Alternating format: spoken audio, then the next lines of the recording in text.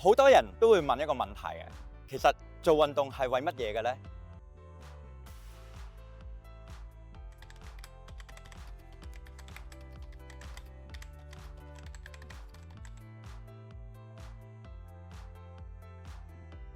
咁你覺得即係做運動之後對你哋身體有冇幫助？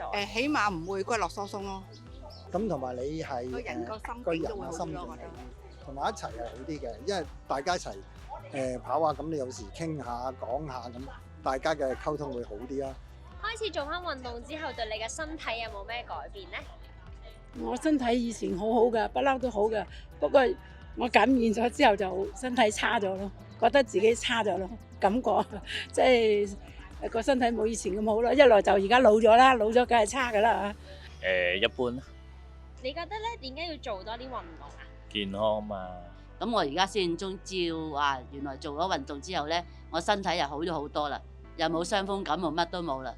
兩樣啦，身體健康同埋身形想好翻，因為之前好肥嘅。我係覺得每個人都必須要做運動嘅，同埋其實翻工越攰啊，你唔做運動咧，你瞓極唞極都係個人越瞓越攰。反而你做下運動咧，咁你會翻到去好攰，但係沖完涼瞓覺咧，第二日反而會精神啲個人。即係有時我就比較懶惰啲啦，我覺得運動係幾好嘅，不過我自己就唔係咁多時間咯嚇。我嘅另一半咧就好懶做運動嘅，我叫佢做但佢喐幾喐又坐喺度睇報紙嘅。其實呢啲又冇得捉嘅，會講咯，會提議下，咁又會指出一啲負面嘅嘢去嚇下佢啊！喂，你睇下你條腰譬如有啲朋友肚腩大嘅會直接問下佢：你咁粗條腰，咁你話裏邊係咩嚟啊？你自己話咁樣類似係呢啲啦，係啊。咁你平時都中意落嚟做運動，定屋企有啲健身設備買下啞鈴啊嗰啲咧？屋企啊，屋企都有嗰啲膠帶啊，嗰啲我橡筋係啦嗰啲啊，但係多數都係出街做嘅，喺屋企有陣時都係做係咁意做下，有陣時落雨就唔落嚟咯。冇㗎，我冇㗎，我完全冇㗎。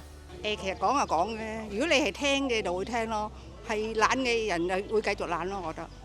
你平時咧多唔多做運動啊？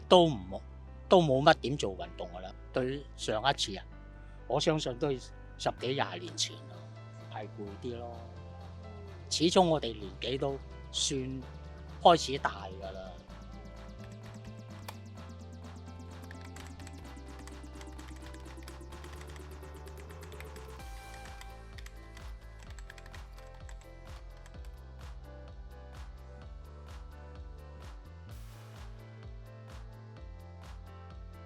我係楊永賢 Ryan。樂活新中年慈善動力成立喺2015年，係香港稅局認可嘅慈善機構，主要為本地50歲或者以上嘅新中年提供工作同埋義工配對、培訓、職涯諮詢以及體能訓練嘅多元化服務，確立退休同埋生活目標。一方面善用個人嘅寶貴經驗同埋專長貢獻社會，另一方面鍛鍊體能，保持身心健康，活出更精彩嘅第二人生，提高社會對新中年群體嘅認同。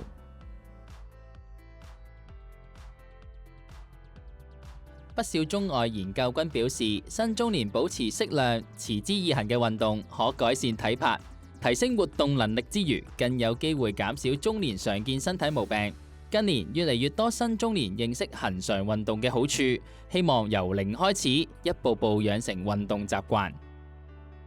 有見及此，由香港賽馬會慈善信託基金捐助，樂活新中年慈善動力主辦嘅賽馬會樂動一族計劃，特別為新中年設計2款全新為期4至6個月嘅體能課程，分別適合想預防或改善三高人士及想提升肌力及減輕痛症嘅人士，幫助佢哋培養定期運動嘅習慣。此外，計劃亦會於全港招募新中年出任樂動區長，於所屬區內帶領及推動少做運動嘅新中年及長者，逐步建立恆常運動嘅習慣，提升體能，強健體魄。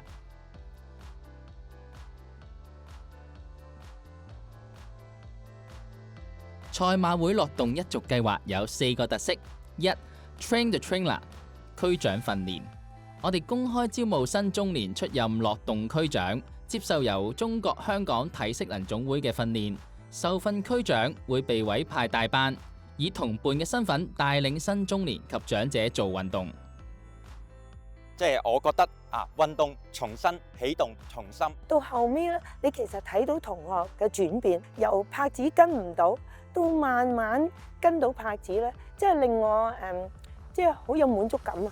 二、較長期嘅訓練課程，我哋平均每個月輪流喺港九新界舉辦體能課程，有別於坊間嘅2至3個月課程。樂動一族課程為期4至6個月，每星期1次，而第1個月嘅課堂更由中國香港體適能總會教練親自教導。咁喺2022年嘅時候啦，就認識呢個樂活新中年慈善動力。咁裏面咧就有幸啦，成為佢哋嘅體能課程嘅教練啦，亦都咧成為咧佢哋咧一個區長培訓嘅教練嘅。咁咧喺成個嘅教學過程裏面啦，呢一班新中年嘅學員咧，其實係有一啲特點嘅喎。如果我同佢做一啲咧好簡單嘅，咁佢哋咧又未滿足。咁又唔可以做一啲太難嘅。咁我後期咧就發現一樣嘢，佢哋特別中意一樣嘢就係爆汗啦。為時數個月嘅課程，能讓少運動嘅參加者有更多嘅時間適應同學習，學員之間亦有較長時間建立友誼，在互相支持鼓勵下，會較容易養成恆常運動嘅習慣。我跌過一次嘅，好犀利嘅，係一步一步咁單腳上嘅，但係而家我係可以雙腳好快咁落，行路亦都好快，所以呢樣嘢係好開心嘅。接觸咗之後，咦唔係喎，大家都好玩得嘅喎，好講得笑啊。3、每月1次嘅戶外運動計劃，另一獨特之處係喺室內訓練之外，提供每月1次嘅戶外訓練。呢個安排十分受歡迎，戶外戶內並行，令活動更多樣化，參加者更投入。咁其實咧，我哋嘅戶外課咧係好多元化，基本上香港九龍新界都去埋，又會搭船咧去呢一個吉澳啦，去荔枝窩啦，咁其實係喺戶外課裏邊咧，我都會額外咁樣即係同同學去好開心咁樣玩一日咁樣。4、錄像重溫，我哋特別為第1個月嘅教練課堂錄影。學員可以跟隨錄像喺屋企隨時重溫教練所教導嘅動作，提升學習效果。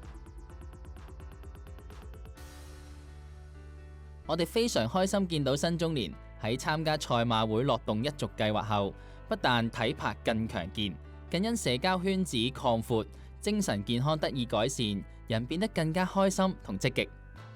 發覺咧一路參加一路上堂嘅時候咧，就係越嚟越開心。呢個運動班裏面咧，令至到我擴闊咗我個圈子啊！咁個人咧會開朗，無論身心都健康。截至2024年底嘅統計，超過90%參加者於30秒坐姿站立有顯著進步。